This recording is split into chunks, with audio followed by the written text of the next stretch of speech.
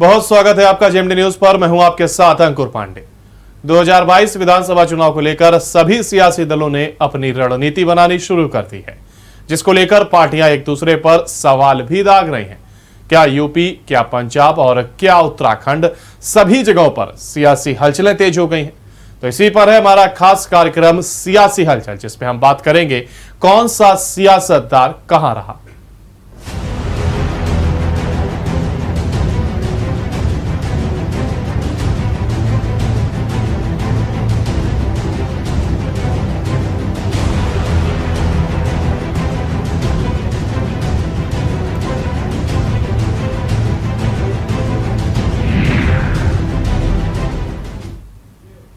और बढ़ते अपनी पहली खबर की ओर। केंद्रीय गृह मंत्री अमित शाह ने उत्तर प्रदेश के सहारनपुर में मां शाकुंभरी विश्वविद्यालय की आधारशिला रखी है। इस दौरान यूपी के मुख्यमंत्री योगी आदित्यनाथ और केंद्रीय मंत्री धर्मेंद्र प्रधान भी कार्यक्रम में मौजूद रहे। तो वहीं कार्यक्रम को संबोधित करते हुए सीएम योगी आदित्यनाथ ने कहा कि जहां जातिवाद, वंशवाद और परिवारवाद हावी होगा, वहां विकास के लिए जगह नहीं होगी। इसके साथ ही उन्होंने आगे कहा कि अपनी हस्तकला, औद्योगिक गतिविधियों के लिए जाना जाने वाला ये जनपद सहारनपुर दशकों से मांग कर रहा था कि उनका अपना विश्वविद्यालय हो। पिछली सरकार के पास विकास का कोई एजेंडा नहीं था। सहारनपुर में 92 करोड़ की लागत से 50.43 एकड़ में जनता रोड स्थित पुवारका में मां शाकुंभरी विश्वविद्यालय बनाया जाएगा। इस दौरान केंद्रीय मंत्री धर्मेंद्र प्रधान ने कहा कि आज उत्तर प्रदेश में विश्वविद्यालय खुल रहे हैं और महाविद्यालय खुल रहे हैं, अच्छे रास्ते बन रहे हैं, किसानों के बैंक खाते में पैसे भी आ रहे हैं और गरीबों के घर बन रहे हैं। अमन के लिए कानून का राज स्थापित हुआ है और यही सुशासन है। आए दिन पाकिस्तानी आतंकवादी देश के अंदर घुसते थे और तांडव कर कर चले जाते थे। दिल्ली के हुक्मरानों के माथे पर जू नहीं रहती। उन्होंने उरी में प्रयास किया, पुलवामा में किया, मगर उनको मालूम नहीं था सरकार बदल गई है। मनमोहन सिंह जी नहीं है, नरेंद्र मोदी प्रधानमंत्री बन गए हैं। सपा बसपा कांग्रेस की सरकार नहीं है, भाजपा सरकार है। एयर स्ट्राइक और सर्जिकल स्ट्राइक कर कर पाकिस्तान के घर में घुसकर जवाब देने का काम नरेंद्र मोदी जी ने किया। और मित्रों, उसके बाद दुनिया भर के अंदर संदेश गया है कि भारत की सीमाओं का अतिक्रमण कर नहीं सकते। एक प्रकार से पूरी दुनिया में भारत को सम्मान दिलाने का काम भारतीय जनता पार्टी की सरकार ने किया है, हमारे नेता नरेंद्र मोदी जी ने किया है। योगी जी ने उत्तर प्रदेश को भ्रष्टाचार के रास्ते से बाहर निकालकर विकास के रास्ते पर लाने का काम किया, दंगा मुक्त बनाया है, कानून का शासन स्थापित किया है।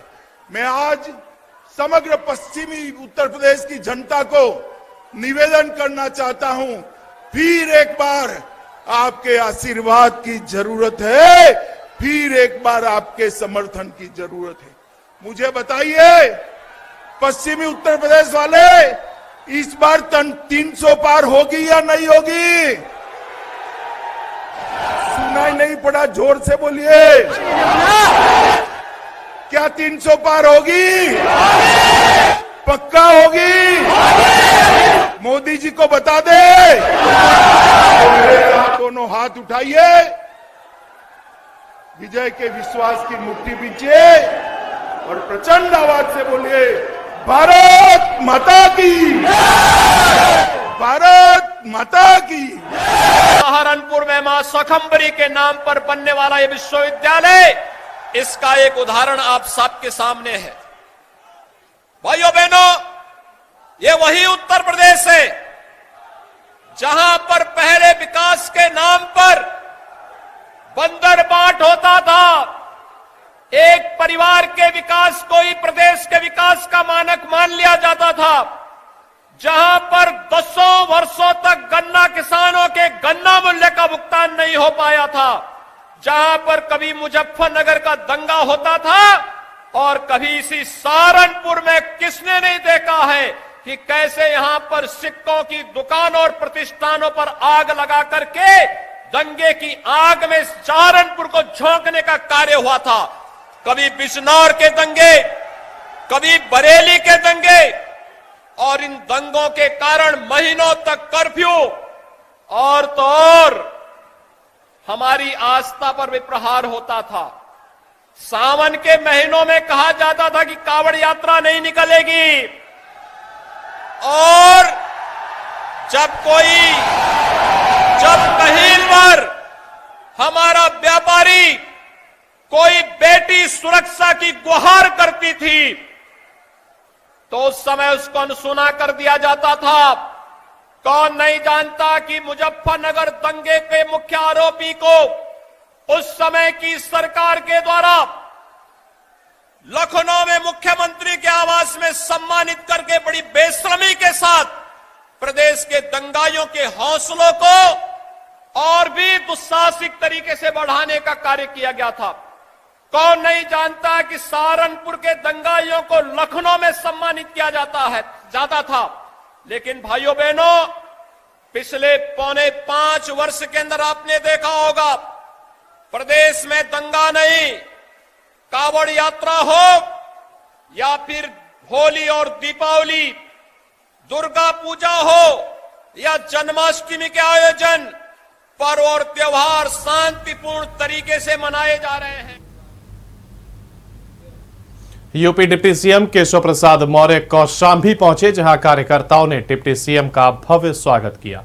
डिप्टी सीएम ने सयारा स्थित मां शीतला अतिथि गर्भगृह में विभागीय अधिकारियों एवं पार्टी पदाधिकारियों के साथ बैठक की। डिप्टी सीएम ने सरकार की उपलब्धियों को गिनाते हुए 2012, 14, 17 और 19 की तरह 2022 में भी पार्टी को भारी जीत के लिए पार्टी कार्यकर्ताओं को मूल मंत्र दिया। अयोध्या और काशी वाले बयान पर मायावती के ट्विटर पर डिप्टी सीएम केशव प्रसाद मौर्य ने कहा कि हम हर हर महादेव कहते हैं और जय श्री राम कहते हैं।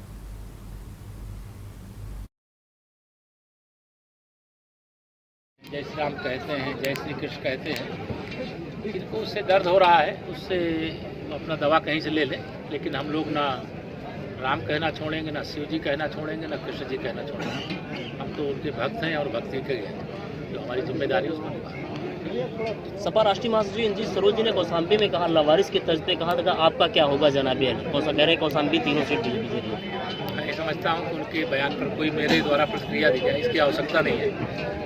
कोई यहाँ जब उनके बारे में जवाब देने वाले हमारे सभी माननीय सांसद जी, विधायक जी हैं, वो जवाब दे देंगे। चैलेंज तो वो आपको कर रहा है, वो चैलेंज कर दे कोई यहाँ करके मुझे, तो मैं उसको चैलेंज कैसे मानता हूँ। तो ये मानता हूँ कि जो भी कौशाम्बी के होने के नाते उन्होंने कहा मैं सलाह भी देता हूँ तो जनपद की किसी मेरे सलाहकार नहीं है, वो मेरे सलाहकार नहीं है। तो जिनको सलाह उनको देनी जाए, श्री अखिलेश यादव को सलाह दें, और श्री अखिलेश यादव को सलाह जो देंगे उसके आधार पर, अभी 2019 में उन्होंने सलाह दिया था कि बहन जी से गठबंधन कर लो, जीत जाओगे, स्वयं हार गए। उत्तर प्रदेश के मुख्यमंत्री योगी आदित्यनाथ ने 12.70 लाख मेधावी छात्र छात्राओं को छात्रवृत्ति की सौगात दी है। स्टूडेंट के खातों में 458 करोड़ रुपए की धनराशि ट्रांसफर की गई है। सीएम योगी ने छात्रों के साथ संवाद किया और सीएम ने स्कॉलरशिप पाने वाले छात्रों और उनके अभिभावकों को बधाई दी है। सीएम योगी ने छात्रों से संवाद करने के दौरान कहा कि कोरोना के कारण बड़ी संख्या में स्कूल, कॉलेज, पॉलिटेक्निक शुरू नहीं हो पाए और लेट एडमिशन की वजह से संख्या पूरी नहीं हो पाई, जिसके कारण छात्रवृत्ति अलग अलग भेजनी पड़ी। और सीएम योगी ने कहा कि स्कॉलरशिप लेने वाले छात्र छात्राओं को पढ़ाई में मदद मिलेगी। ये शासन के लिए प्रसन्नता की बात है और इसकी वजह से छात्र आगे अपनी पढ़ाई पूरी कर पाएंगे। इस मौके पर सीएम योगी ने कहा कि 12,17,671 बच्चों को स्कॉलरशिप दी जा रही है। 458 करोड़ 66 लाख रुपए की स्कॉलरशिप ट्रांसफर की गई। अंतिम पायदान पर बैठे व्यक्ति तक सरकारी योजनाओं को पहुंचाने का लक्ष्य है और 40 लाख से ज्यादा बच्चों को इस योजना से जोड़ा गया।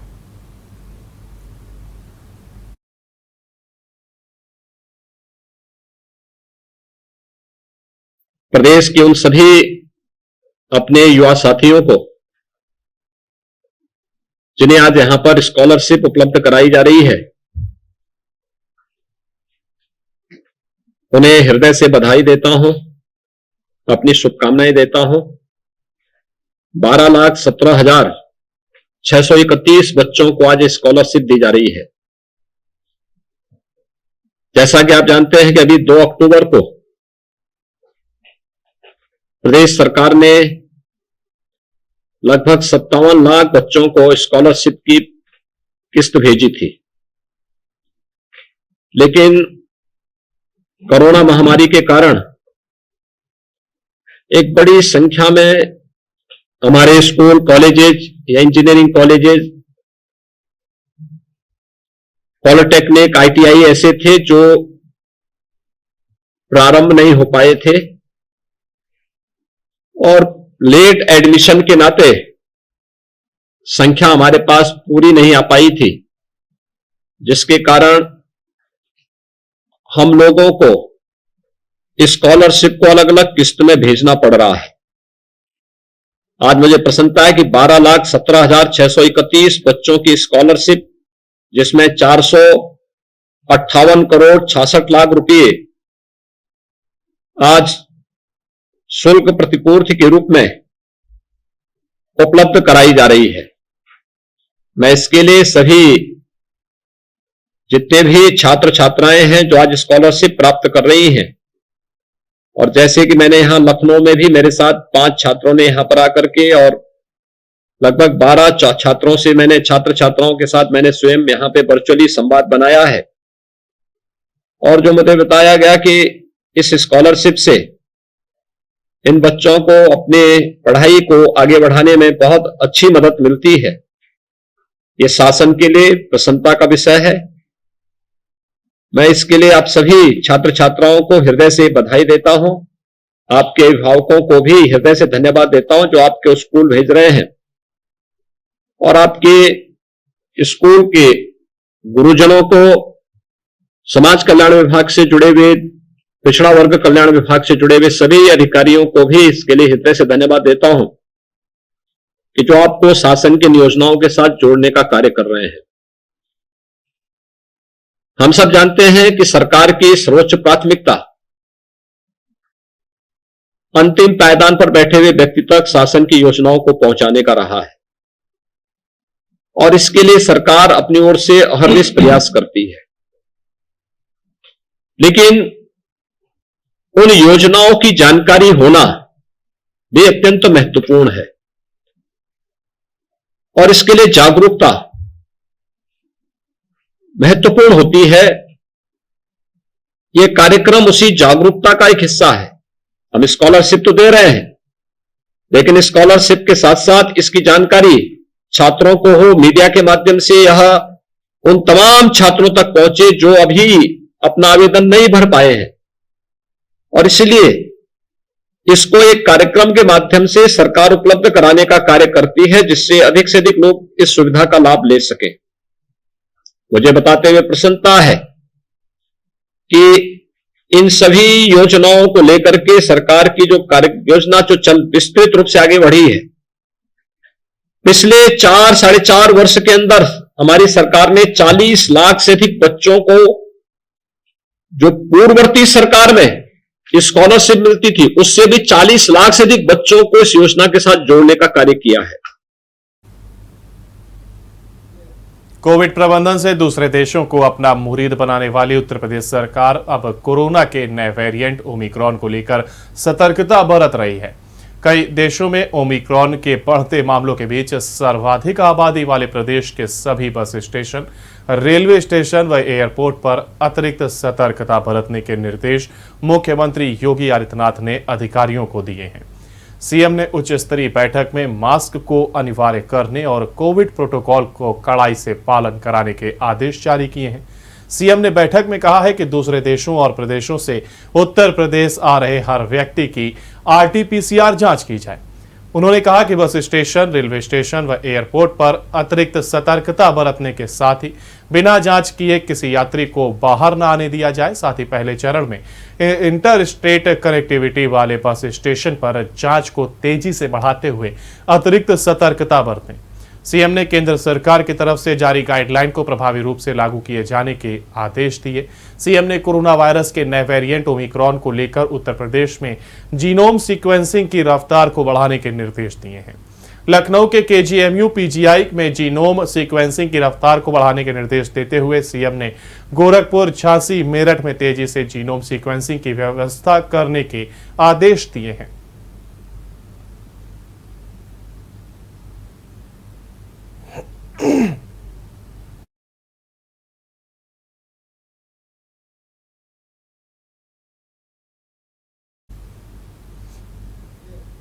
उत्तर प्रदेश में 2022 में होने वाले विधानसभा चुनाव में छोटे छोटे दलों के साथ गठबंधन करने वाले समाजवादी पार्टी के राष्ट्रीय अध्यक्ष अखिलेश यादव ने बुंदेलखंड के अपने 2 दिन दौरे पर ललितपुर में जनसभा को संबोधित किया है। इस दौरान उनके निशाने पर भाजपा के साथ ही साथ मुख्यमंत्री योगी आदित्यनाथ भी थे। बता दें कि ललितपुर के गिनौट बाग में हेलीकॉप्टर से पूर्व कैबिनेट मंत्री ओम प्रकाश राजभर के साथ पहुंचे अखिलेश यादव ने भारतीय जनता पार्टी के साथ ही उत्तर प्रदेश के सीएम योगी आदित्यनाथ पर बड़ा गंभीर आरोप चढ़ा है। सदन शाह बाबा का दर्शन करने के बाद मंच संभालने वाले अखिलेश यादव ने भाजपा पर जनता को गुमराह करने का आरोप लगाया। साथ ही अखिलेश यादव ने कहा कि आज देश तथा प्रदेश के किसान के सामने संकट है और किसान के खेत में पानी नहीं है, तो फसल नहीं पैदा कर पा रहा है। समाजवादी पार्टी की सरकार बनेगी तो हम इंतजाम करेंगे कि कैसे किसान खेतों में फसलें पैदा करें।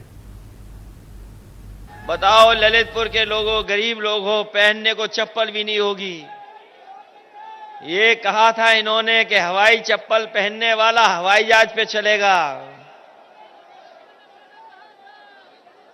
और अगर आप आंख खोलोगे, ध्यान से अखबार पढ़ोगे, तो अब तो इन्होंने हवाई जहाज भी बेच दिए हैं, और हवाई जहाज जहां खड़े होते हैं वो हवाई अड्डे भी बिक गए हैं, और महंगाई इतनी बढ़ा दी है कि अब आपकी गाड़ी और मोटरसाइकिल नहीं चल सकती है। जो हवाई जहाज में बैठाना चाहते थे चप्पल वालों को, उन्होंने डीजल पेट्रोल इतना महंगा कर दिया है कि आपकी गाड़ी नहीं चलेगी, मोटरसाइकिल नहीं चल पाएगी। 100 रुपए पार हो गया कि नहीं हो गया पेट्रोल? डीजल महंगा, पेट्रोल महंगी, हर चीज महंगी। ये कहते थे कि हम झोला लेके चले जाएंगे, झोला लेके चले जाएंगे। कभी किसी ने कहा था कि झोला लेकर के चले जाएंगे। हम गरीब लोग हैं, हम बाजार जाते हैं, अपने झोले में सब्जी, अपने झोले में सामान लेकर के आते हैं अपने परिवार वालों के लिए। इसलिए हमें पता है कि महंगाई क्या है, और ये महंगाई जानबूझ करके बढ़ाई जा रही है। महंगाई रोक सकते थे, लेकिन महंगाई ये नहीं रोक रहे हैं। ये महंगाई लगातार बढ़ती चली जा रही है। और आप लोगों ने देखा है, नोटबंदी हुई तो लाइन में लग गए हम लोग। जब बीमारी आई तो दवा के लिए, ऑक्सीजन के लिए, अस्पताल में भर्ती होने के लिए लाइन में लगे। अभी खाद में हम लोग लाइन में लग रहे हैं, खाद के लिए। ये पता नहीं कैसे भाजपा के लोग हैं, कोई फैसला लेते हैं उसमें लाइन में लगना पड़ता है, लाइन में लगना पड़ता है, लंबी लंबी लाइनों में। नोटबंदी हुई तो बताओ लाइन में लगे कि नहीं लगे आप? और जब दवाई की जरूरत थी तो आपको लाइन में लगना पड़ा कि नहीं लगना पड़ा? और आपको ऑक्सीजन और दवाई और बिस्तर के लिए लाइन में अस्पतालों में लगना पड़ा कि नहीं लगना पड़ा? इसलिए ललितपुर वालों, मन बना लो, इस बार लाइन में लग करके एक एक वोट इनके खिलाफ डाल देना। इनकी लाइन का पता नहीं लगेगा कहां चले गए ये लोग। बताओ लाइन में लग करके वोट डालोगे कि नहीं डालोगे? और यहां तो किसानों की जान चली गई। कोई सोच सकता है कि खाद के लिए किसान निकले हों, खाद न मिली हो, उन्हें जान देनी पड़ी हो? दुनिया में ऐसा कहीं नहीं है कि जहां पर किसानों को इतनी तकलीफों का सामना करना पड़ रहा हो। आज किसान के सामने संकट है, 2 फसल नहीं पैदा कर पा रहा है, खेत को पानी नहीं, घर को प्यास नहीं, प्यास के लिए पानी नहीं है।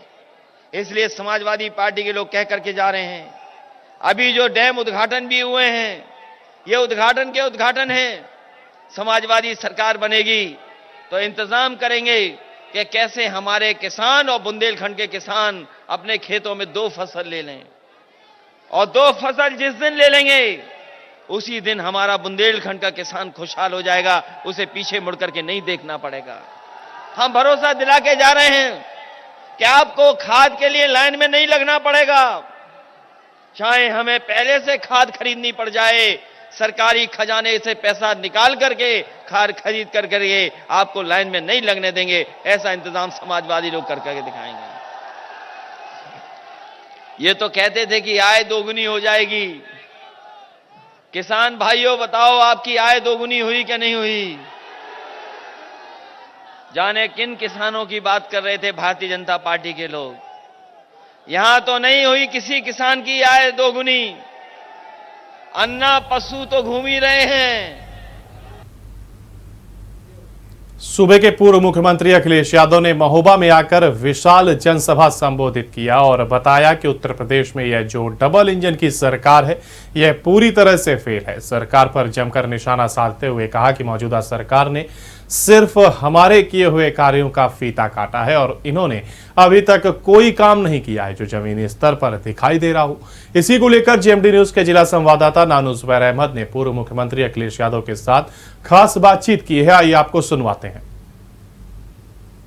अखिलेश यादव जी का महोबा आगमन हुआ था, ऐसे में लगातार देखा जा रहा है कि जो जनसभा यहाँ पर आयोजित की गई उसमें तमाम जो भी लोग थे, जनसभा भरपूर मात्रा में यहाँ पर आई, जिसे देखकर विपक्ष ने कहीं ना कहीं खासा घबराई हुई है और अपनी राजनीति और गर्म कर दी गई है। हमारे साथ मौजूद हैं उत्तर प्रदेश के पूर्व मुख्यमंत्री अखिलेश यादव और इनसे जानना चाहेंगे और पूछेंगे कि किस तरीके की जो भाजपा की जो राजनीति है वो और गर्माने लगी है। अभी कुछ ही दिनों पहले केशव प्रसाद मौर्य ने एक ट्वीट किया था कि अयोध्या के बाद अब बारी मथुरा की है।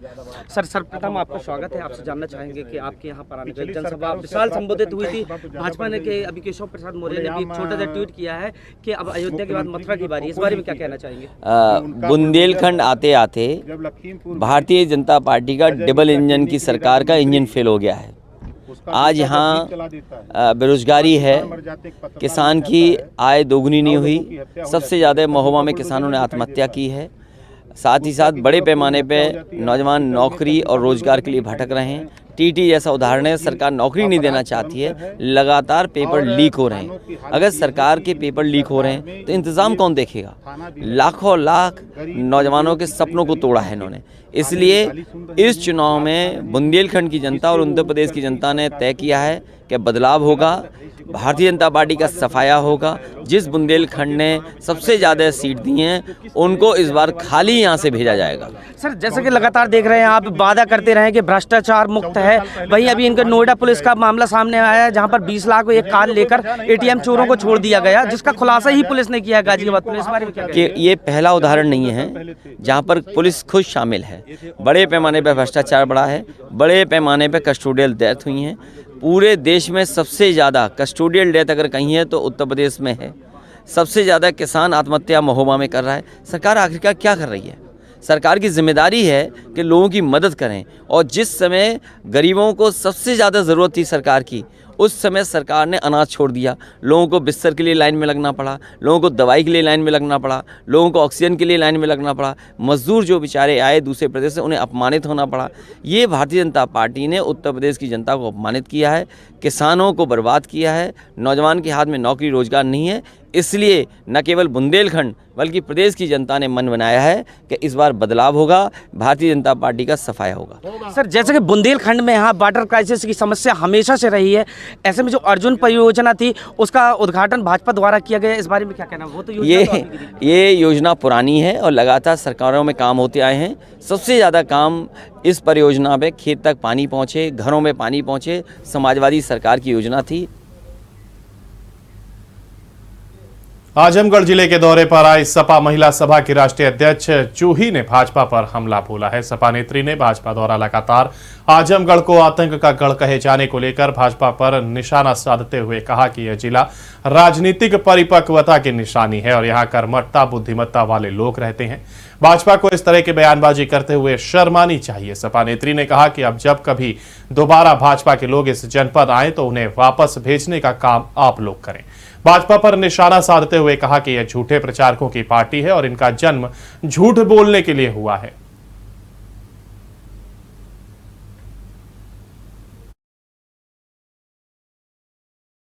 शर्म आनी चाहिए भारतीय जनता पार्टी को कि आजमगढ़ को आतंकवाद की जननी कहते हैं। आजमगढ़ कर्मठता की निशानी है, आजमगढ़ कार्यकुशलता की निशानी है और आजमगढ़ राजनीतिक परिपक्वता की भी निशानी है और बुद्धिमत्ता की भी। इसीलिए अब अगर भारतीय जनता पार्टी का कोई भी नेता यहाँ आए तो आजमगढ़ के लोगों से और पूर्वांचल के लोगों से मेरा ये निवेदन है, उनकी बहन और बेटी का निवेदन है, उनको तुरंत वापस भेज दें।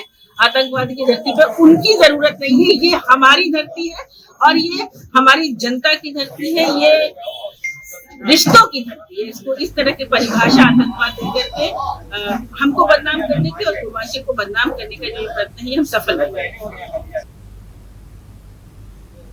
डिप्टी सीएम केशव प्रसाद मौर्य ने ट्वीट कर सियासी गलियारे में हलचल ला दी है। उन्होंने ट्वीट किया है कि अयोध्या काशी में मंदिर निर्माण जारी है, अब मथुरा की तैयारी है। वहीं प्रयागराज में बात करते हुए उन्होंने कहा कि वह अपने ट्वीट पर कायम रहेंगे और उन्होंने कहा कि हमने कुछ गलत नहीं कहा है। डिप्टी सीएम ने कहा कि मथुरा की तैयारी राजनीतिक मुद्दा नहीं बल्कि आस्था का विषय है। केशव प्रसाद ने कहा कि विपक्षी दल को कहने दीजिए, ध्रुवीकरण के आरोप गलत हैं और मैं अखिलेश जी से पूछना चाहता हूं कि वो किसको मानते हैं।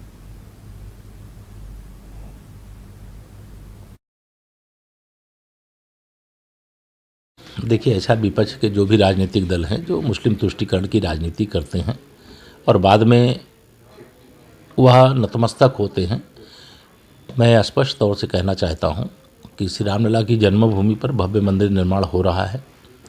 बाबा विश्वनाथ मंदिर का भव्य कॉरिडोर बन रहा है काशी में और मथुरा में श्री कृष्ण की जन्मभूमि पर भव्य मंदिर बने, यह हर श्री कृष्ण जी के भक्त की इच्छा है, आकांक्षा है। मैं भी उस भाव को ही प्रकट किया हूं। लेकिन मैं श्री अखिलेश यादव जी और उन विपक्षी नेताओं से पूछना चाहता हूं, बताएं क्या श्री कृष्ण जन्मभूमि पर और भगवान श्री कृष्ण का भव्य मंदिर बनने का विरोध करते हैं कि समर्थन करते हैं? ये चुनाव का मुद्दा ना श्री राम जन्मभूमि का मंदिर है, ना बाबा विश्वनाथ जी के मंदिर का विषय है, ना श्री कृष्ण जन्मभूमि मंदिर का विषय है। लेकिन जो विषय है वह एक ही सवाल है, वह बताएं मैं जो विरोध कर रहे हैं वह जवाब दें। श्री अखिलेश यादव जी से पहला मेरा सवाल है, वो बताएं कि कहते हैं कि मैं कृष्ण भक्त हूँ, मैं राम भक्त हूँ, मैं शिव भक्त हूँ, मैं गंगा भक्त हूँ, तो बताएं श्री कृष्ण जन्मभूमि पर भव्य मंदिर निर्माण चाहते हैं कि नहीं चाहते हैं, इसका जवाब देना पड़ेगा। बीजेपी के सांसद बीते कुछ समय से लगातार अपनी पार्टी के नेतृत्व वाली केंद्र सरकार को कई मसलों पर घेरते आ रहे हैं और किसानों के मसले पर उनके कई बयान सामने आए हैं, जिसके बाद अब उन्होंने देश भर में बेरोजगारी और सरकारी नौकरियों में कमी का मसला उठाते हुए सवालिया लहजे में कहा है कि देश का नौजवान आखिर कब तक सब्र करे। बीते कुछ समय से आए उनके बयान सरकार की नीतियों के प्रति उनकी नाराजगी को साफ जाहिर करते हैं और वरुण गांधी ने सरकारी नौकरियों की कमी का मसला उठाया है। जब एक ट्वीट में उन्होंने कहा कि पहले तो सरकारी नौकरी ही नहीं है, फिर भी कुछ मौका आए तो पेपर लीक हो, परीक्षा दी तो सालों साल रिजल्ट नहीं, फिर किसी घोटाले में रद्द हो। रेलवे ग्रुप डी के 1.25 करोड़ नौजवान 2 साल से परिणामों के इंतजार में हैं। सेना में भर्ती का भी वही हाल है, आखिर कब तक सब्र करें भारत का नौजवान। उन्होंने पेपर लीक मसले को भी उठाया और कहा कि युवाओं को निजी क्षेत्र से जोड़ने का कोई तंत्र नहीं है। इस संबंध में उन्होंने एक बयान भी जारी किया जिसमें उन्होंने कहा कि ग्रामीण भारत में औसत युवाओं के लिए रोजगार के अवसर आमतौर पर सरकारी नौकरियों तक ही सीमित रहते हैं। उत्तर प्रदेश के पीलीभीत से बीजेपी सांसद वरुण गांधी ने कहा कि लगभग हर क्षेत्र में पहले के मुकाबले सरकारी नौकरियों की संख्या कम है, ऐसे में युवाओं में कुंठा के भाव पैदा हो रहे हैं।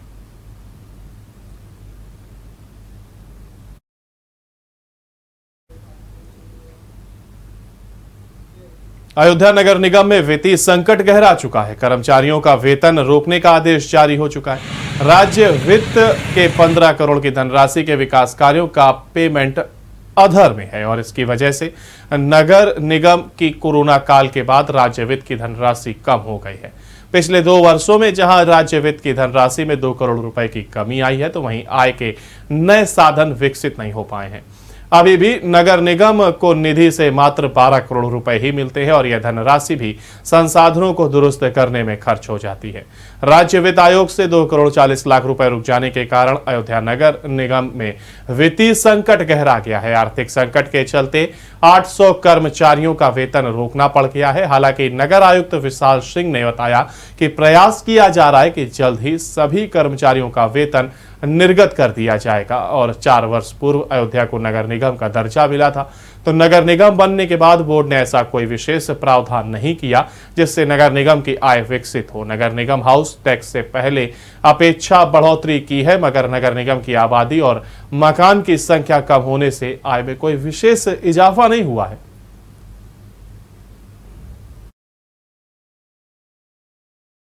वेतन रोका नहीं है। हमारे यहाँ पे जो वेतन के लिए धनराशि शासन स्तर से उपलब्ध कराई जाती है, जिसमें हम लोग वित्त आयोग, राज्य वित्त आयोग का पैसा होता है।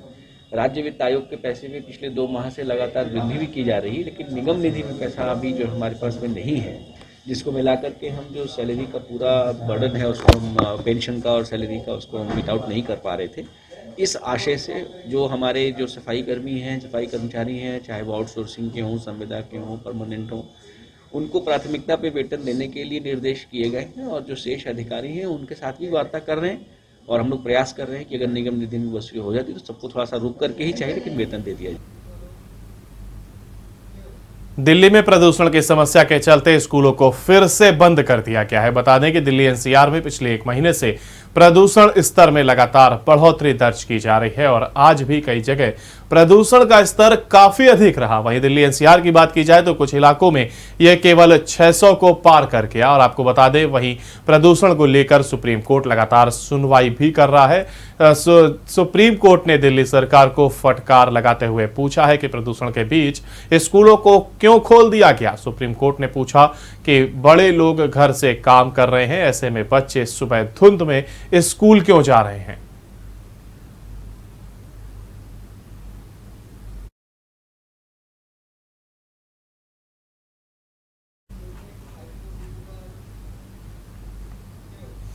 और इसी के साथ हमारे इस बुलेटिन यानी सियासी हलचल में फिलहाल इतना ही। आपसे कल फिर होगी मुलाकात कुछ और सियासी खबरों के साथ। तब तक के लिए आप बने रहिए जेएमडी न्यूज के साथ। नमस्कार।